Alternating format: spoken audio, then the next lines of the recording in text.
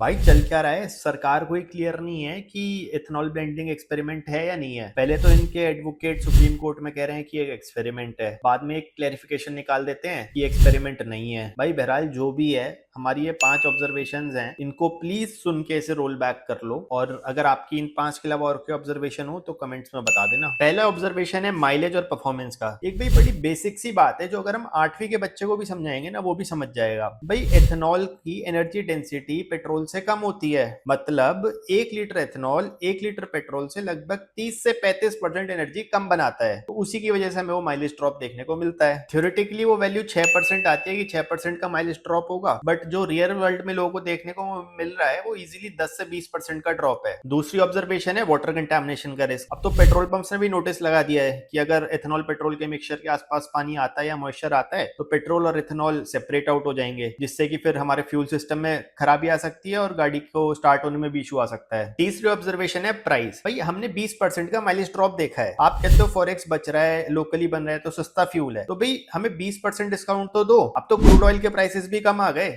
But फिर भी 10% पहले से आप महंगा बेच रहे हो इसे। चौथी ऑब्जर्वेशन है विंटर्स में स्टार्टिंग की प्रॉब्लम। जो इथेनॉल होता है वो as compared to petrol less volatile है, और जब गाड़ी का कोल्ड स्टार्ट होता है ना, तब फ्यूल का वॉलेटाइल होना बहुत जरूरी है इनिशियल कंबशन के लिए। तो उस वजह से विंटर्स में हमें स्टार्टिंग प्रॉब्लम देखने को मिलता है। पांचवी ऑब्जर्वेशन है एनवायरमेंट। इथेनॉल को बनाने में काफी ज्यादा पानी लगता है। क्या इंडिया के पास इतने वाटर रिसोर्सेज हैं? और जो पिछले कुछ समय से एक डॉक्यूमेंट्री वायरल हो रही है उसमें क्लियरली दिखता है कि कितना ज्यादा पोल्यूशन हो रहा है इथेनॉल को बनाने में। तो क्या ये भी एक पोल्यूटिंग फ्यूल ही है? तो गाइज ये थे हमारे 5 ऑब्जर्वेशंस। अगर आपके और कोई हो तो वो कमेंट्स में बता दीजिएगा। और सरकार से ये रिक्वेस्ट है कि प्लीज इसे रोल बैक कर लीजिए, या फिर पेट्रोल पंप्स पे ऑप्शन दे दीजिए कि E20 और E0 दोनों अवेलेबल है।